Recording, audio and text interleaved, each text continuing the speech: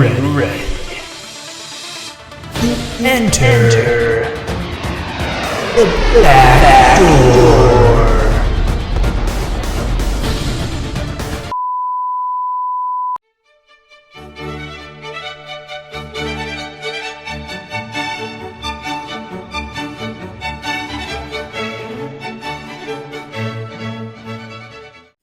Alright, we're hot.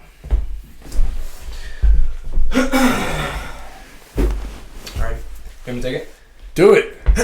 Welcome everybody to the first episode of the Backdoor Show. You are our friends and our guests, and thank you for coming around to the back door. I am Griffin Tyler. And I am Daniel Baldwin. It's been a project getting this together, but I'm really enjoying it so far. I know I had a pretty good morning so far. I came upstairs, I had my morning coffee. I went out on the back deck with my dog, watched the sunrise. Then I came inside and I took probably one of the greatest I've had in a while. Wow, powerful opening. I want to keep it classy. Talk about the Backdoor Show. Right. I see. Is that where we're gonna go? I think so. I think we're gonna keep it. To be full access. Yep, 100%.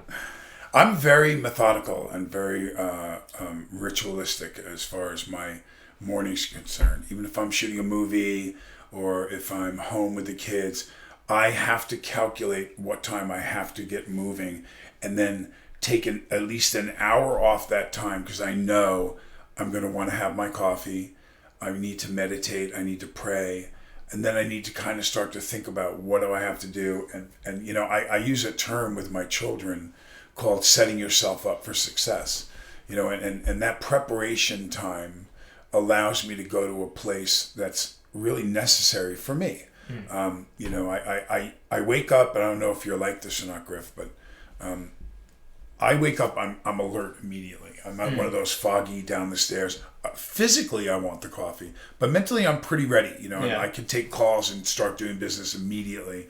But it doesn't put me in a good spiritual and psychological place, particularly spiritual, where I'm just more calm about stuff. If I wake up to the dog barking, you know, and it's frenetic and I don't take my time to do the meditation thing in the morning, my day usually gets affected by that. Yeah. It definitely does.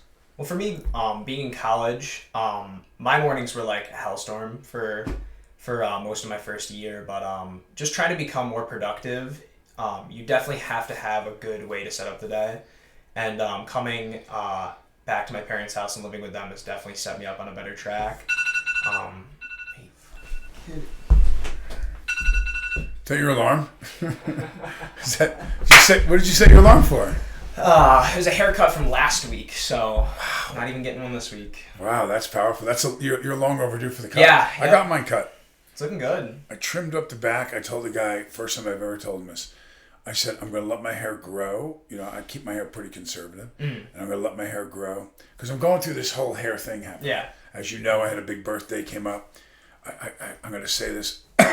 60! I turned 60 years old. And that's hard for me because I'm pretty young at heart to look at that number. Because I can remember being 20, you know, your age and even 30 and going, you know, playing like basketball. And I'm like the 50-year-old guy came on the court and I go, dude, look at the old dude. He's going to try to run with us. Yeah. And now I'm the old dude. Yeah. You know, I go out there. We're talking about playing a turkey bowl for Thanksgiving. And we're trying to get, I called this one kid who works at the house sometimes and another kid who's done some work at my house. His sister's our babysitter. And I said, hey, Noah, you want to get a turkey bowl? Yeah, I don't know. You know, I'll see. And you can just tell he's not interested. Yeah. Like, it's not going to be a good game because I'm asking him or something. I'm thinking, I'm going to drill this kid, man. I'm going to... One day, wouldn't it be great to show up and have like 10 helmets, shoulder pads, and suit up and stick it? Oh my God, yeah. Yeah. I know I would pay the price after, but I know I would shellac a couple of guys. Slay some guys. Oh, I wouldn't be able to chase them down, but if they came in the wrong hole, the wrong corner. Oh, that would feel so good. Well, that was the legendary story among a couple of my friends when we had our turkey bowl when it was snowing out, and you showed up, and my friends were super excited to come play in our family's turkey bowl. And my friends constantly remind me when I say, yeah, I'm going to go see one of my uncles, they go, is it the one that had the pine tar on his wrist when he was playing quarterback? So that's how you were remembered by my friends there. I did. I went to a sporting goods store and I bought the pine tar and I rolled it under my sleeve, so because I knew it was going to be slick and cold and wet, and I wanted to just a little dab of it gives you an amazing grip on the ball. And so what other guys were doing was they were coming back to the huddle because the ball started getting sticky. Yeah. And they were like, dude, what's the sticky stuff over there? And I rolled my sleeve up. I'm like, man, you're really... I go, listen, you're going to play in the Turkey Bowl. You got to win the Turkey Bowl. You got to do it. You can't lose the Turkey Bowl. Yeah. No, it's for pride, certainly. And your pride was hurt this past week for our family golf outing. You know, I got to say that you take the specials out and it doesn't That's happen. true. So here's what we're supposed. So we played in the. So my last name is Baldwin. Griffin is my sister's son, and their last name, their father, Randy Sasso. So we played the Basso, the Baldwin Sasso Celebrity Invitational Golf Tournament, which was Randy and I, the two old guys, against Griffin and Granger, the two younger guys. And of course, we all know, and if you don't know, we slaughtered them in the Basso. So we had a trophy made. I got really excited, and I got a trophy made with these little plaques that every year you can have the person of the year and the two winners put on. So Randy and I, we now occupy the space of the 2020 Basso Celebrity Invitational. Then we came up with the Saldwin Cup, the Sasso Baldwin, which is the individual honors. So we thought if you played it stroke play, like the 2-day tournament, whoever has the least amount of strokes, that probably wouldn't be as interesting as playing holes. So, for instance, if Griffin and I tie in a hole, no one wins the hole. So we're going to play 2 days of 18, 36 holes. Anyone ties, the hole's a wash. So it made it more palpable that everybody could be in the game, you know. So after the first day, it was me 6 holes, Randy 4, and you boys both had 2? Yeah. And the boys both had 2, okay? Believe it or not, in 18 holes, when a tie doesn't carry over, having a 4-shot lead on you is a pretty tough to come back. You got to win 5 out of 18 holes, and you got to figure 7 of them are going to be ties easy. So that's a tough, and that I'm not going to win one more hole the whole day. Yeah, that means I don't win any. So we decided to add on. I'll always hang on to this as my excuse. We decided to add on greenies and sandies. Now a greenie is on a par 3. If you hit the green and make par, you get an additional dot. Our format was if you win the hole, you get a dot. If you birdie the hole, you get 2 dots. If you eagle the hole, you get 3 dots. So you could birdie the hole for 2 dots and make the green, which means you hit the green and made the putt and get an additional dot. Twice that happened with your brother. Twice. And he only won by 1 shot. Yeah. So, I would like to argue that had we not added that, because we didn't play that the first day. We added that the second day to give the youngsters a chance to get back in. You know, by adding that, in hindsight, I realize now that it cost me the salt. You ruined yourself. But you know what was great about it was? What was great about it was it was really close. I mean, everybody was in it. Yeah. Everyone was in it the second day. You know, and that's all you can ask for. And it was right there. I had a 2-shot lead on your dad and a 4-shot lead on you guys, and I blew it. Yeah. So, that's how you got to look at it. There was a couple of times where if I hit the putt, it's tied, and it's a different game. Yeah. When you're tied and you're putting, it's different than when you got a lead.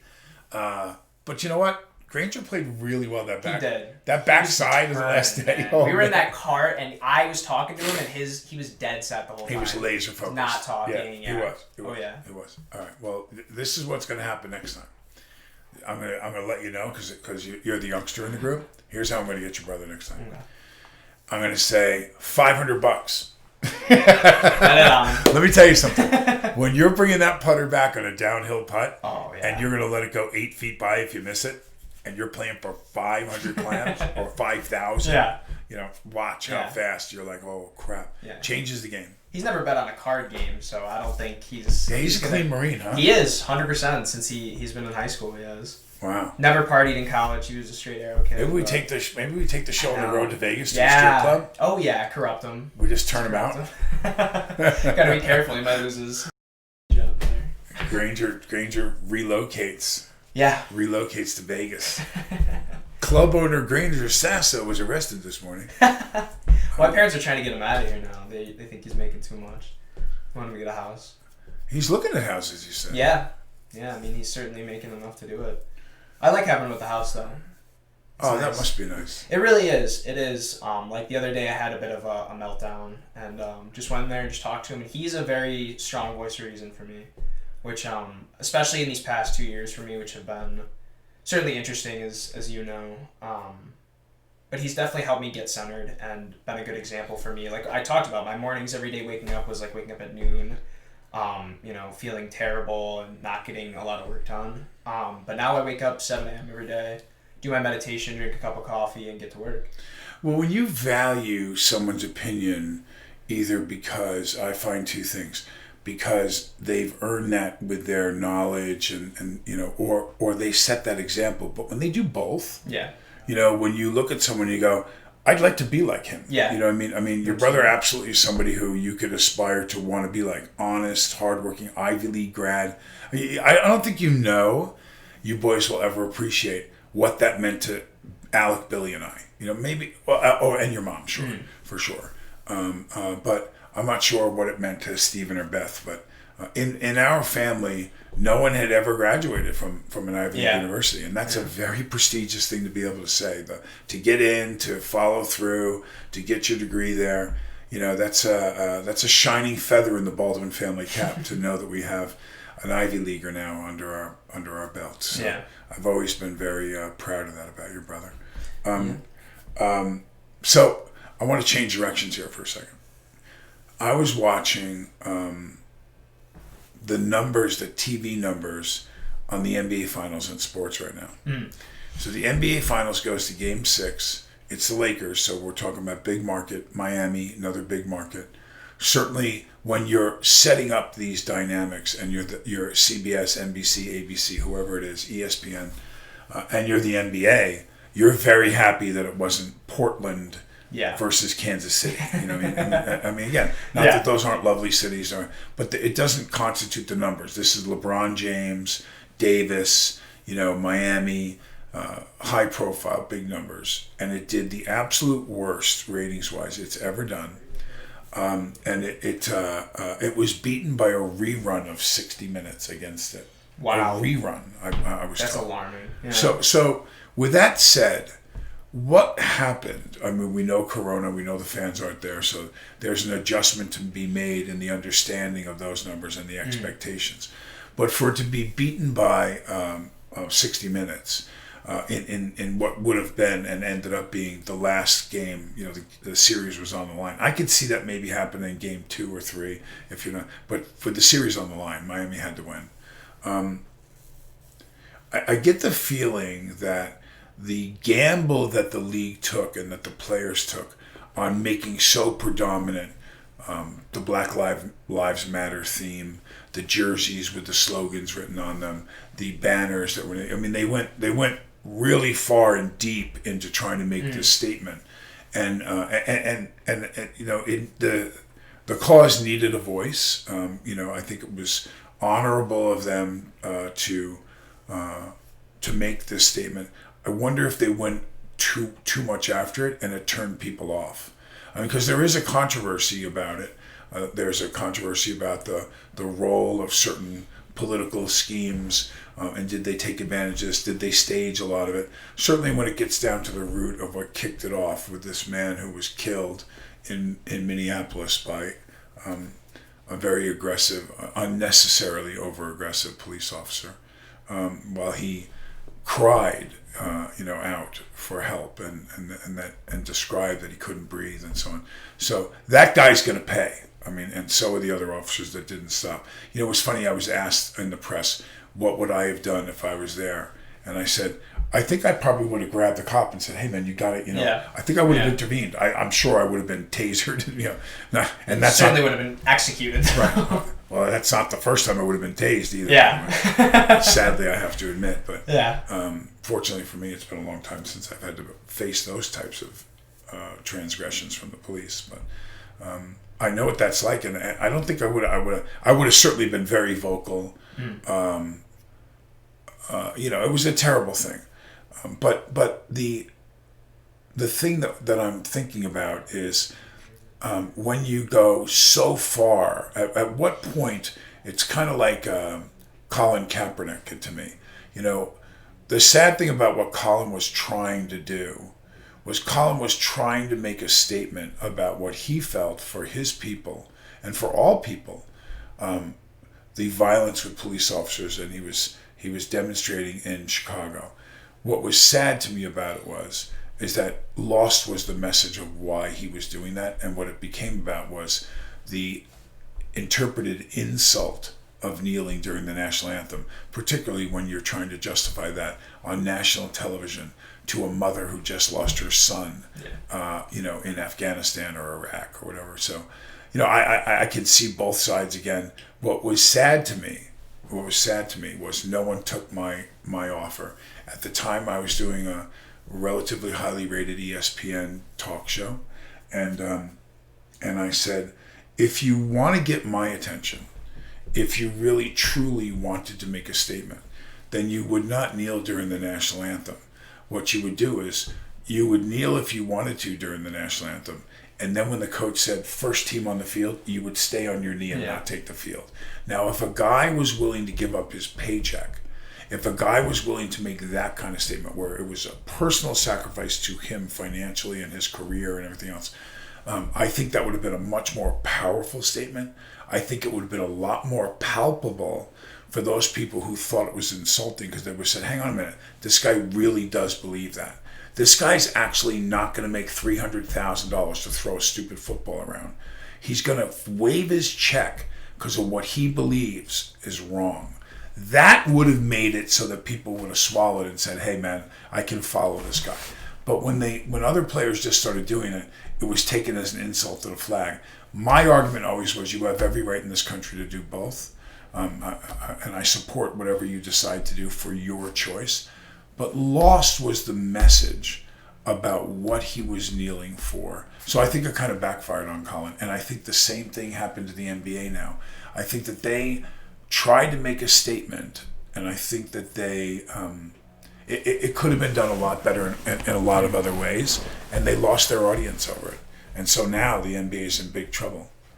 I think they're in big trouble. If they don't get into the games and they don't have fans by next season, I can see a big problem in the NBA. Well, for me, the cutoff with the NBA was watching those games, those screens, and having Zoom fans in there. I really appreciate that they were attempting to do something, but there is no substitute for having a stadium full of patrons watching that game. And it just doesn't feel the same. It feels like I'm watching like a summer ball scrimmage or something. It just didn't feel like a real NBA finals. And that's what, for me, I missed two of the games where I just like didn't even acknowledge that they were going on. Well, the other thing too, I don't want to seem apathetic in my saying this. Who cares? I mean, with what's going on right now, as we gear up for what looks like it's going to be a round two, I don't think, why would we be any different than any of the other countries that had big numbers when it comes to coronavirus? We should be looking at, as the temperature drops, another spike. Will it be as bad as March, April, May? Will it be more significant, some are saying? I don't know that. I would think that a couple of things are true of it. And that is, we're going to be more prepared. We're certainly going to know. I don't think you're going to create that many more hospital beds, but I think we'll have tent-type cities. We'll have different stuff. They're thinking about it. Yeah. They're thinking about, and certainly the projections are, when you look at America as a country, I mean, we just do everything over the top big compared to most places in the world. How much time do we have? We got 2 minutes. So. Great. So let me wrap up my thought. We can come back and pick it up again. And that is that there are some projections that say that we had 7 million cases with 230,000 deaths or something like that. We could have 20 million cases of this by Christmas. Yeah. Because other countries, although they weren't in total lockdown, wore masks, separated. Did you see the Lakers celebration outside of their stadium in LA? No, I didn't. Oh my God. Madness. It was... We have 10 minutes too, I'm sorry. It was like 100,000, it was some ungodly number. Hardly anybody had masks on. They're crammed together like they were in a subway car. Yeah. And I thought, Do you know how many people might get sick from this? Oh, yeah. So right now, they're up to 600, I believe, new cases of coronavirus on the island of Manhattan per day. Right now, per day. So, that's wild. Again, at the end of the week, at 600, we're talking about 4,200 new cases this week. Yeah. Now, that's not a lot.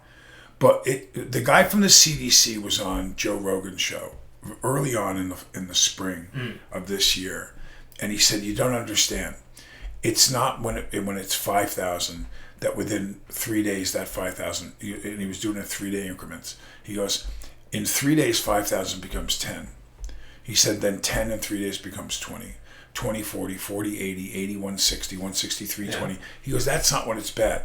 He says when it's bad is when it becomes 400,000, 800,000, 1.6 million. He goes, and within a couple of weeks, you could be looking at millions of people that have it.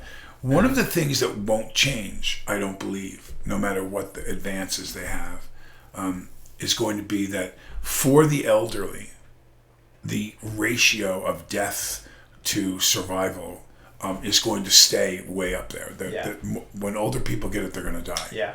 And so when the weather drops, there's an association between the spreading of the virus and the virus's ability to stay alive. It wasn't like they said that it will never run wild in Phoenix. It did. Yeah. So we know that it's resistant to some levels in the heat, but it certainly flourishes in the cooler weather. Yeah. And we're coming up on flu season. So the 500,000 people, or 1,000,005, whatever the number is, I don't know it, that will actually just get the flu, are all going to think they have corona. Yeah. Oh, yeah. They're going to treat them all like they have corona. I get a stiff neck, and I'm like, I got it. There's no way I don't have it. What's really concerning, though, is my friends who I see their social media, and 2 of my friends go to school in Florida, and they are not giving they are doing whatever they want. Any sporting event is an excuse to go out and party, and on their social media pages, I mean, just everybody there. I don't see a single mask on anyone.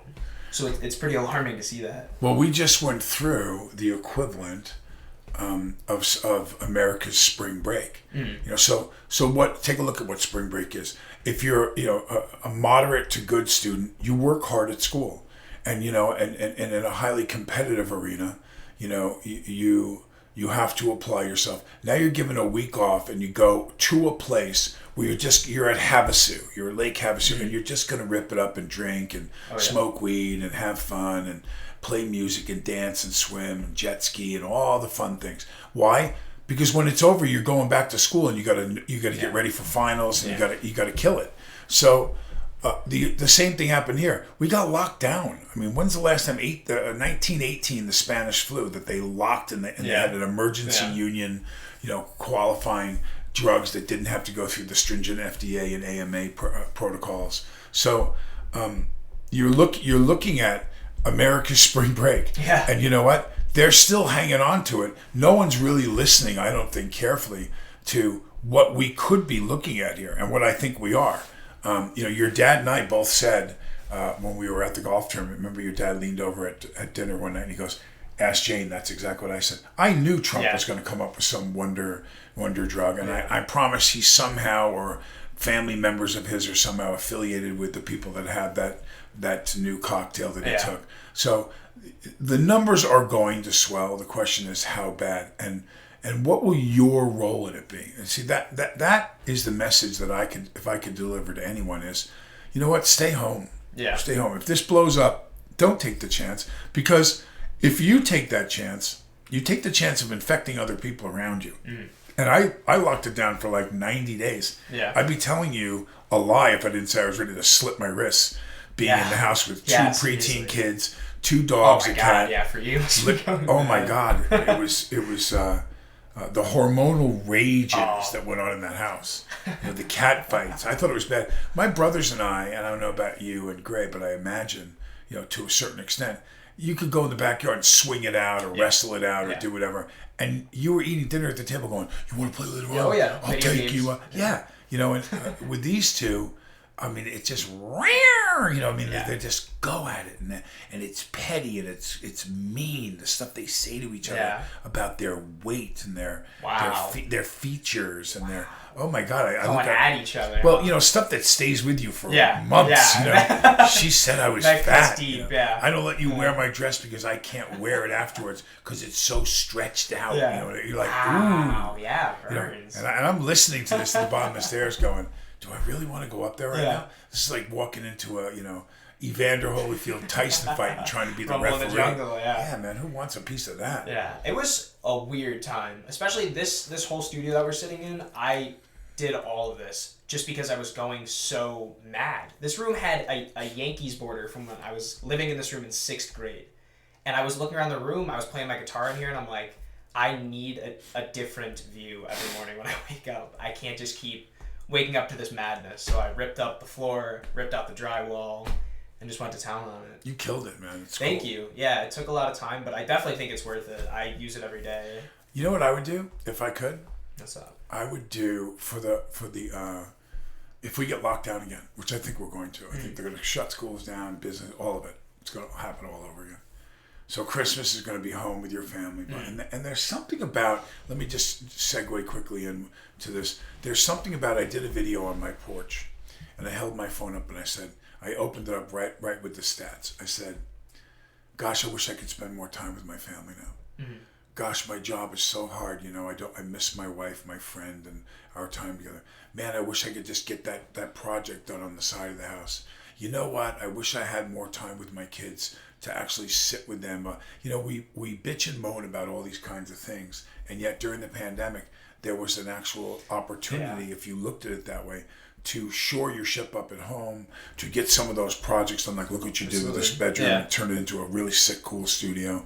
You know, so I look at those opportunities. I also look at the things. You know, God has a big, you know, reset button when He wants to hit it. Natural disasters, plagues. You know, so you know, you may look at it one way, and God forbid you or a family member got sick or passed from this. It's a terrible thing. I'm not trying to minimize that, but I will say this. There's more fish in the ocean. There's more crab in the ocean. There's, you know, animals that are, and grasses that are growing around rivers and lakes because people aren't trampling on them and going to them. The air quality in Denver, Colorado is the best it's been in 30 years. You know, so there's a lot of stuff that's happening that God just turned around and said, hey, slow down for a minute. Yeah. Slow down and take a look at what's going on here. Because you don't have to get coronavirus. You invite coronavirus. Yeah. You take certain, if you're home with no one with coronavirus and you don't leave your house, you're never going to get it. So, you know, and please don't write in about the guy who got a FedEx box and got, I mean, so what is that? 1 in a million people? Yes, I guess that's possible. You know, that kind of nonsense.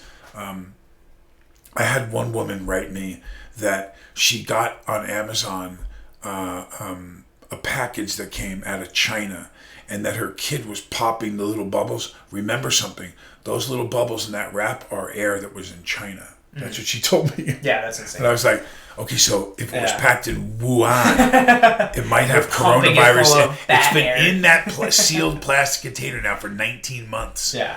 And it might kill everyone. Everyone. Yeah, that's what brought it here, maybe. It's true. Well, I had ordered stuff on those websites where they'll send you, you know, these graphic T-shirts and whatnot, and it took like a month for some things to get here because they had to go through this whole sterilization process. Yeah, you know, I have to say that I have a freezer with I got ready. Yeah. I mean, as you know, I have a 600 plant organic garden, and I would go out of my backyard and pull, you know, a cucumber, 2 tomatoes, a head of lettuce, and then I had an entire side of beef cut into steaks, everything, the whole thing, and I put it in a freezer. I could have lived there, you know, and not left my house for a year, and I wouldn't have known any better. Yeah. I have water. I'm on the lake. Oh, you were set. So I'm like a mission man. I was ready. I love it. Yeah, that's where we might be getting ready for is really the apocalypse. So. Do you have and so you know what I did? We'll go to break on this one. A thought for those out there. Did you firearm up? Because I did. Oh my God, yeah. I mean, Oh my God, I'm locked right. and loaded with 2 English Well, that's masters. something you got to talk to my father about, because that's not my realm. But he was certainly prepared. Bro, There was no shortage. I had a guy at Walmart. I wanted to buy a long rifle with a Uh-huh. scope because that's one of the things I Yes. didn't have. I got plenty of other guns. And I told him, and he goes, "Can I ask you why you're buying this?" I said, "Personal protection." He looked at me and he went, "You're going to buy a rifle with a scope on it for personal protection?" I went, "What freaking business is it Yeah. yours what I'm buying Yeah, for?" why I do go, you care? "Listen, I have no felony record." Yeah. And I'm telling you, would you rather have me lie to you and tell you that I'm going to go shoot a deer? Yeah. I'm not. If you come over the wall at my house Yeah. at 2 o'clock in the morning and start approaching my home, you didn't come. Yeah. So guess what? If you come in that window, you're not coming to borrow some sugar. No. Perfect.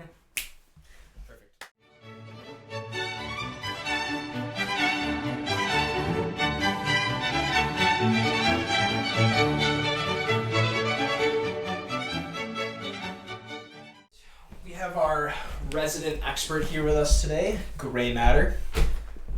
This is a little segment that we created, Griffin and I, called Gray Matter. And, as we talk about the gray matter in your skull, your brain, we are privy to have with us and accessible to us Granger Sasso, Griffin's brother, who, he's the pride of the Yankees. I mean, but that comes with a lot of pressure involved now.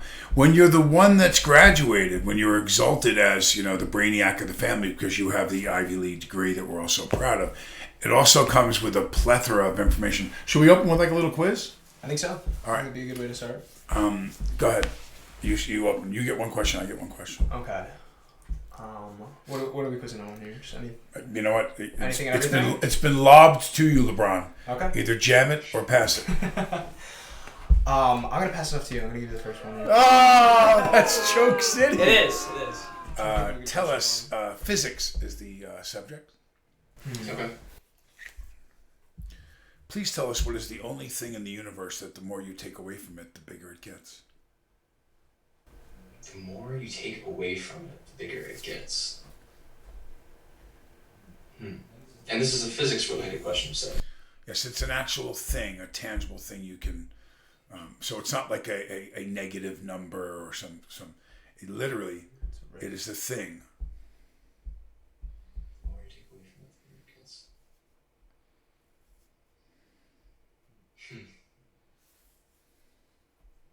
Nothing's coming to mind here. The answer is a hole. The more you take away from it, my friend, the bigger it gets. I like it. You saw right, Off the right bat. through my sheepskin. Stumped the Cornell graduate. Tough. He was studying really hard, and I was out there digging them with Charlie. You got anything for him? Can't say I can think of a good riddle like that off the top of my head. All right, well, we got him with that one. It's good. What do we want to do with gray matter today? I think we wanted to do conspiracies. I think that's what seems to be my bread and butter, at least from what I've worked with. Okay, so you want me to open?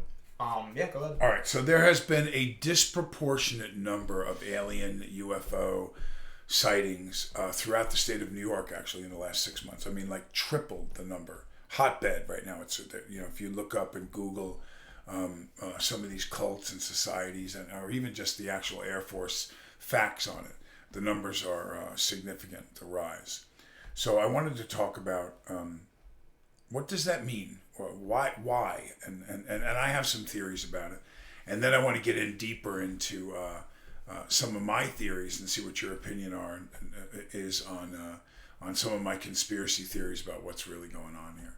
So, any care to throw some light on these incredible numbers that are being reported here in New York State? Okay, yeah, I'll give my 2 cents on it. I think that there's a lot of fanaticism around aliens. People really love to talk about aliens, and I think there's 2 big factors to the spike in numbers.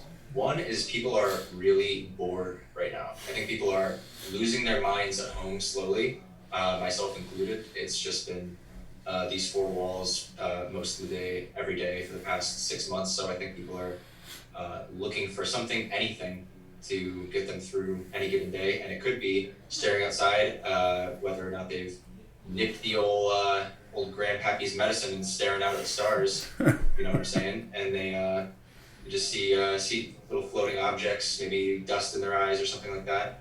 And I think it also could be technology that we just don't understand that's being either from this earth or not from this earth. But I think that there's a lot of sort of holes of skunk work throughout U.S. government, U.S. military that is developing things that are sort of beyond our imagination, and that could be contributing to it as well. Yeah. Well, me personally, I've worked on this podcast, Project Ares. Shout out to Chris DePerno for having me on that. That we've seen, we've talked to some really interesting people on that show that know quite a bit more about otherworldly things than I do. And what they have shed light on, especially because New York especially is one of the biggest hotbeds for aliens, is that there's so much turmoil in, especially in our country, there's so much going on that there has to be a direct correlation between us doing such absurd things here and alien activity increasing in the U.S. Well, my theory answers it either way, and I'll explain what I mean. So I always look for a scientific answer because I think science is the answer. It's the same answer as it is when my kids are going to a Christian academy now and they say, we're learning about evolution. What about God? And I said, what if God set it up to be evolution? Yeah. So, the same will be said of what does New York State, what does upstate New York have? We are the world leader, more than any place else, are unmanned craft. So we have so many of these Army installations that are flying those planes that are, with a little toggle switch and practicing so we can bomb things and we can do things and we can spy and not put American lives at risk. So with that said, here's where it handles both sides for my guess at it. Is it some of those unmanned craft that we're flying at night and we're doing different things with them, people are spotting them because we have so many of them here? Mm. Or is the fact that we have those going up here attracting aliens to come look at them? See, so that, but this will take you to, I always ask this question when I'm trying to make this point. What does the stereotypical historical spacecraft look like? It's a saucer. It's a saucer. Can you describe what that saucer physically looks like? Yeah, I guess you could imagine two dinner plates sort of being stacked one on top of the other, maybe two frisbees stacked one on top of another. Right, exactly. The other thing about that's significant, many of them have a rendition of some kind of glass bulb or something. Yeah. But also, as you look at that sandwich, we'll call it for right now, the double frisbee, the outside edges of it are quite thick. And then they go to a shearer thing with a glass bulb. Would you say that's accurate? Sure. In the drawings, in Air Force pilots that have claimed that they've seen it, what is the only craft known to mankind that emulates that? Stealth bomber is commonly known. So one says a stealth bomber. You? Submarines. A submarine. Now, we have tracking right now, multiple satellites around the world run by the United States government and weather systems that can tell you about an asteroid by Mars and project its trajectory of how close it's going to come to Earth 40 years from now. If a heat plume in the Soviet Union in the island of Kamchatka, which has the largest number of nuclear missiles in all of Russia, closest to US 90 miles from Alaska, if the plume starts, because they let that chamber open and the missile starts to fire, we immediately see a heat plume that it tells you, it detects, hey, a nuclear weapon has been launched. And we watch the entire thing go in the air, outer space, start on its way down towards California, Kansas City, Miami, wherever they're going to go. We can track the whole thing.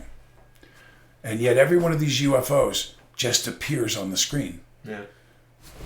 We can see a weapon from thousands of miles away from outer space.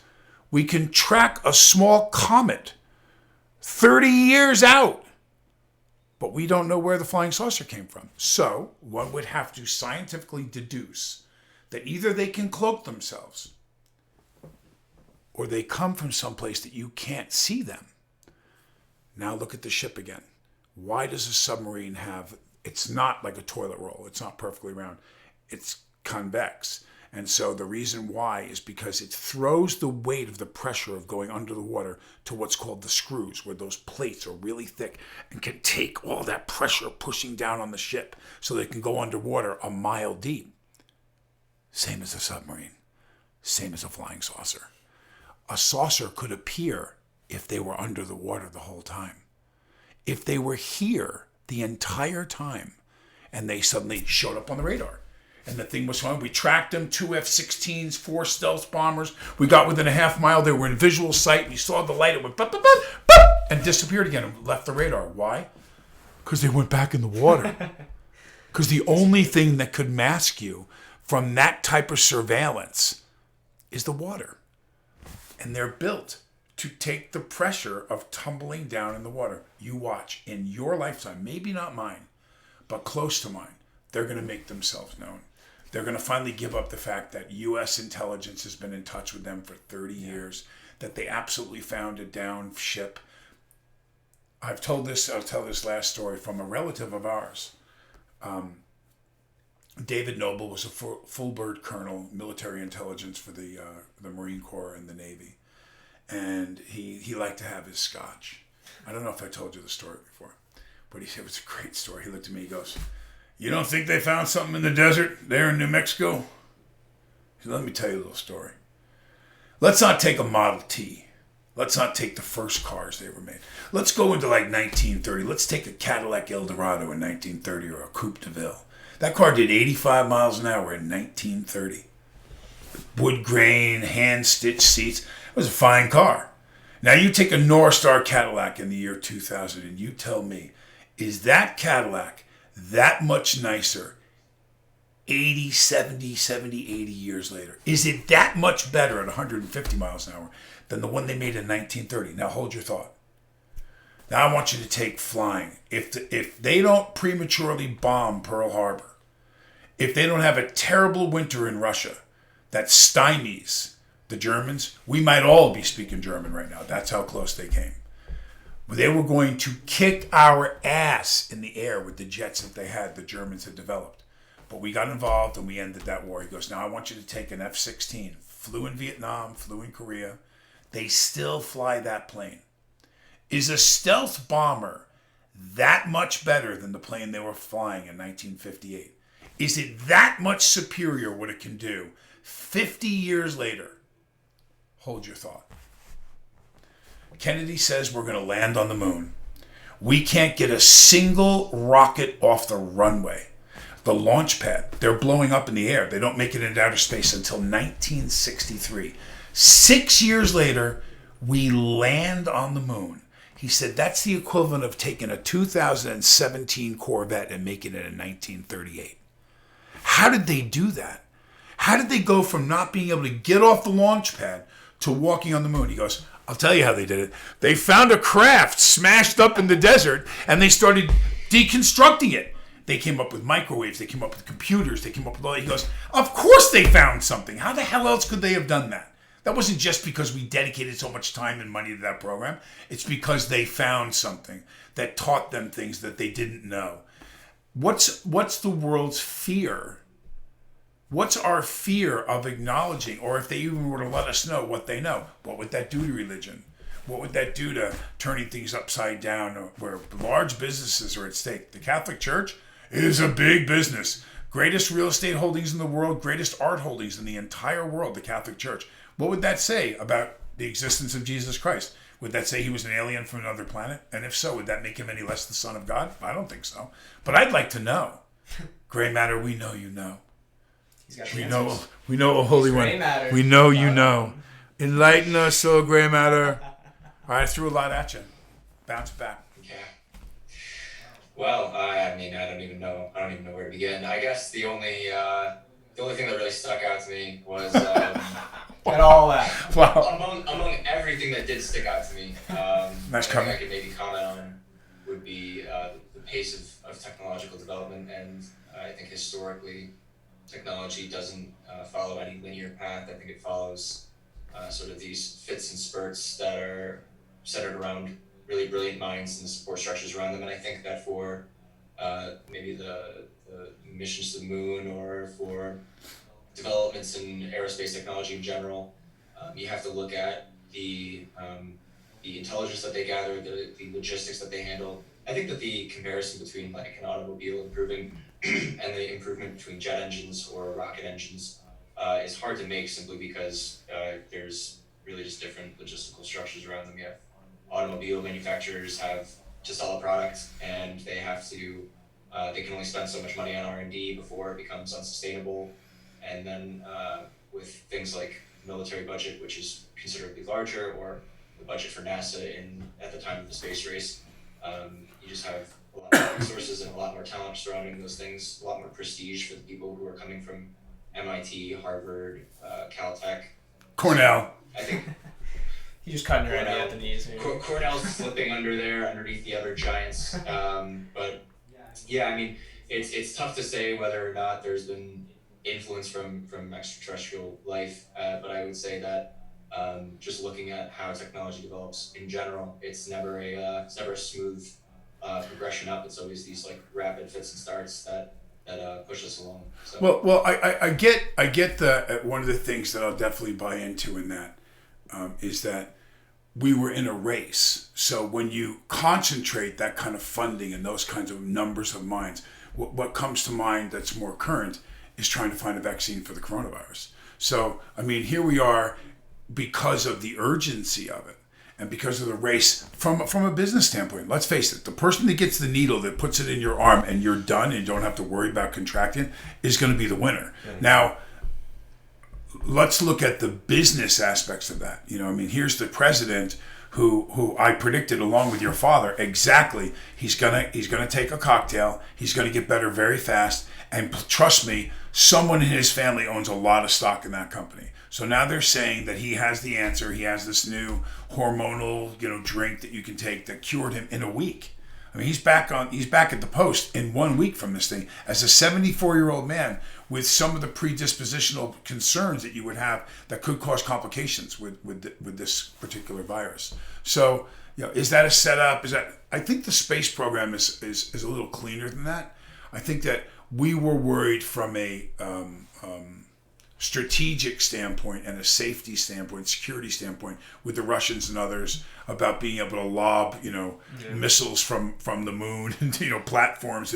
But I still, if that's true, if that was the concentration thing, you would think the entire world is working on this virus and we still don't have a vaccine for it. Yeah. So, you know what I mean? Like, I look at the things that they were able to do in that minuscule 6 years time. And we're not talking about got a rocket to go around the earth. We're talking about they landed and walked on the moon, so. Yeah, well, not to pour more water on the excitement, but I think it's maybe a misconception that it was only 6 years. And to go really to the point of more conspiracies in general, they did take a lot of kraut-smelling scientists from a certain country that should not be named in order to build on the existing technology that they had there, including the B-2, which is an unprecedented missile technology for the time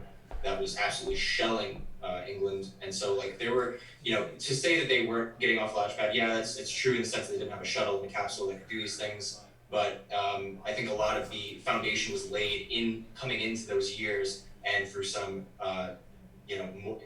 moral gray area, they were able to build off of the technology that, again, some scientists who may or may not have spoke German had built off of, for decades, and were really brilliant individuals in their own right, even though they were not good people in another right. But yeah, that's another thing to consider. He just said kraut smelling. He said kraut smelling. How dare you? I'm not going to pay them any respects because they are capital N Nazis. So. To each their own. The German people are lovely people. I don't want to get pinned down to any German people who might be on this podcast hating me, but they were capital N Nazis. So. What if I am over at Oktoberfest? Lederhosen wearing swastika brandishing. I live to see the hate mail that comes in from all the Germans. Oh yeah. Because my following in Germany is gigantic. Oh my god. I mean, this could go viral. No hate, This no can go all viral. the love in the world to non-Asians who have Yeah. all allegiance. It's gonna be on German news next Totally. week. D. Oh yeah, for sure. Das Boten falls der Kratzmelding. Sieg! Ha!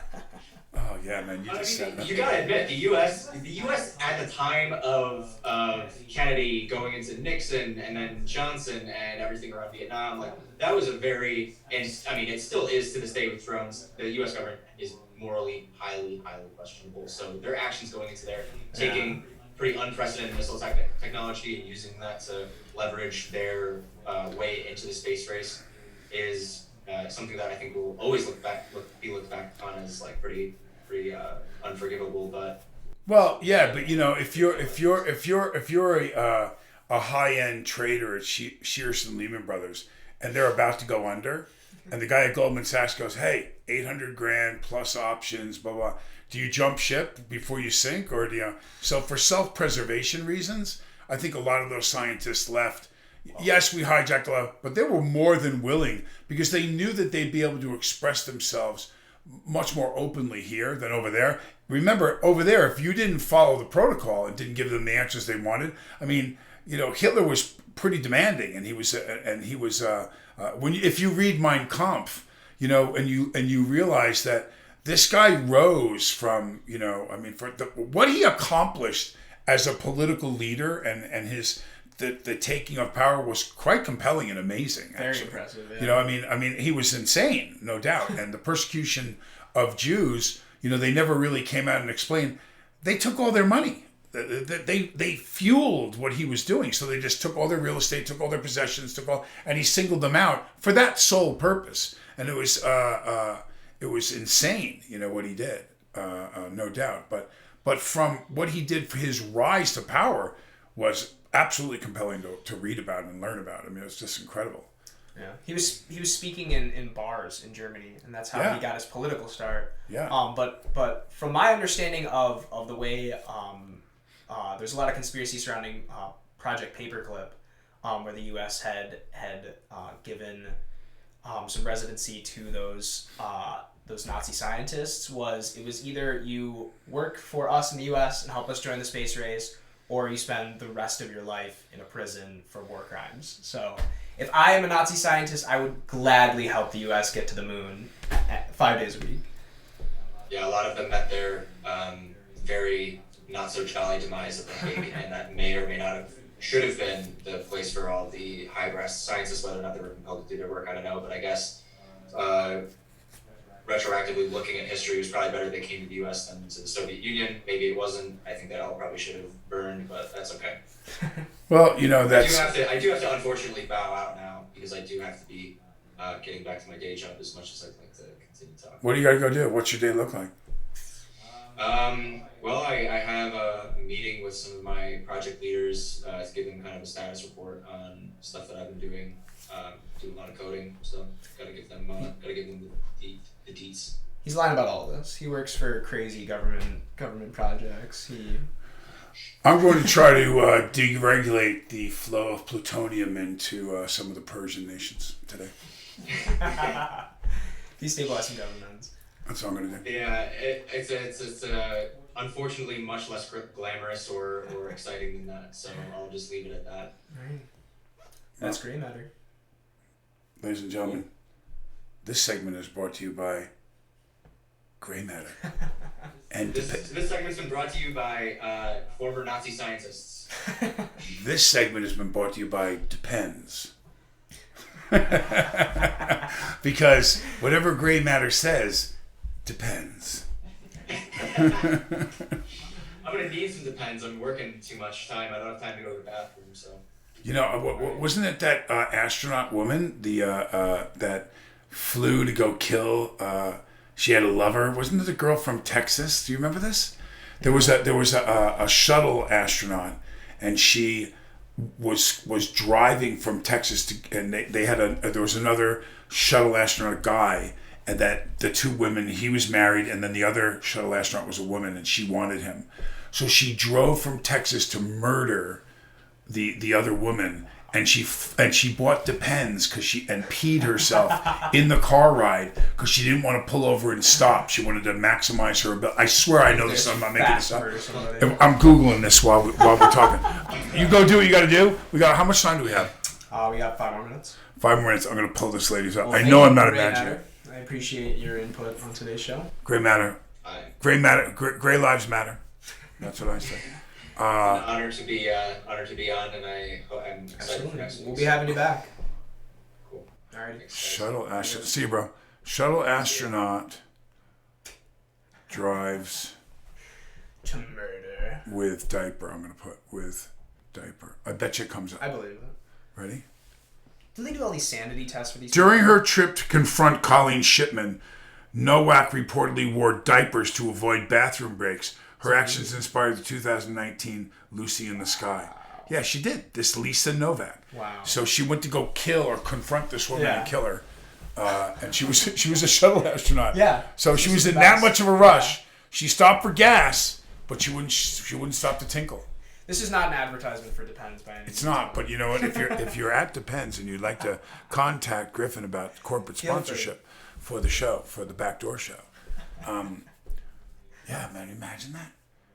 Depends. I have been in some interesting places because of love relationships, but I can't say I'd murder somebody before I'd wear a diaper. I will say. All right, so you're in the store, okay. You're in the supermarket, and you see, your older friend who's 35, 40, and there's his dad who's 70 something, and he's obviously wearing a diaper and it's on sideways, like falling off. Do you tell him? How close am I with this friend? There's the answer. How close am I with this friend? Yeah. How comfortable are you? Depends on how well you know him, right? Yeah. Because I actually just saw this the other day. I knew the daughter well enough. She was the mother of kids my kids play with, and everything, and she was with her mom. And her mom, it looked like a 2-year-old kid with the diaper hanging sideways. And I thought to myself, I struggled with, should I say, your mom probably needs to run to the bathroom? I ended up not saying that. I just felt it was too embarrassing. I know, yeah, that's tough. It was too embarrassing. Gotta keep their pride. It was terrifying. If we end up getting offers from Depends to sponsor the show, I would gladly. I'd wear it on over my pants in this. I would do the show in the diaper. Yep. Oh yeah, no pants. I would just do the show in the diaper. I would. I'd do I it absolutely 100%. would. I would do the show. I would drive over here and urinate in the diaper on my way to the show just to save time to be on time. Yeah. I would. Yeah. I would do it. I would do that. I would be here. I would have that level of dedication. Be on time, yeah. I was on time today. Oh yeah, no, you were. I was on time So today. you'd never be late if you wore Depends though. That's their It might be early. Yeah. It might be early. Might. That'd be scary. Oh, we want to wrap up with. We really nailed conspiracies. It keeps me up at night though, just wondering because there's a lot of money to be made, obviously with what's going on. So is it well from what I've been hearing on this podcast that I've worked on before is that the government is doing this as a ploy to slowly trickle out information about what we know about aliens because it's not headline news. And the kind of stuff that the government is disclosing is like, if coronavirus wasn't a thing, this would be headline news. Tucker Carlson said it. He's like, I want to dedicate a week to some of this information that they've been putting out, but you just can't. When every week it's something new with a vaccine and death rates, and you can't talk about it. So it's a slow trickle of information that's very alarming. Well, I think the thing, it's 9/11, terrorism. Then it hits home, and 2 giant buildings get dropped, and thousands of lives are lost, and it's on national television live while it's happening. So, there's the undeniable. Let's stick it right down your throat and have to face that we have a problem, and suddenly we rally the troops, we go in, we make it right pretty quick. And we send that message around the globe of this is what happens if you're ever going to come to our land. I think that message was loud and clear. Mm-hmm. It's the same kind of thing I think that it's going to be required. What's going to be required is that, and I'm making up the scenario, and by no means do I hope this happens or anything, but, someone's going to take a nuclear suitcase bomb, or something like that, and they're going to blow it off in a building in Manhattan, or they're going to blow it off in a building in Chicago, and it's going to create a plume, and suddenly you're going to see on the news a ship that needs to investigate that. That's on the news that you look up and go, a spaceship flew over Chicago, and everyone sees it and goes, holy crap, what was that? So it's going to take some event or something to happen to make them that curious that they make themselves outwardly known. And then what happens when we all go, okay, there's something up there. Yeah. There'll be a trillion people speculating that was actually some craft that we developed, that was, or whatever. And they'll be doubted until they see the people walk out with Tweety bird shaped heads with giant eyes and whatever it's going to be. So 30 seconds here to wrap. So we're back next week. Yep. We're going to come up. We want your emails, and we're going to read some of the emails. Yep. So where do we want them to email? Our email is the Backdoor Show Podcast at gmail.com. Our Facebook, Instagram, and Twitter is the Backdoor Show. So feel free to contact us on any of those platforms. Send us your messages. We want examples of theme music, and we want questions from you and subjects you want us to do on the show. We'll be back next week. Right. See you next week at the Backdoor.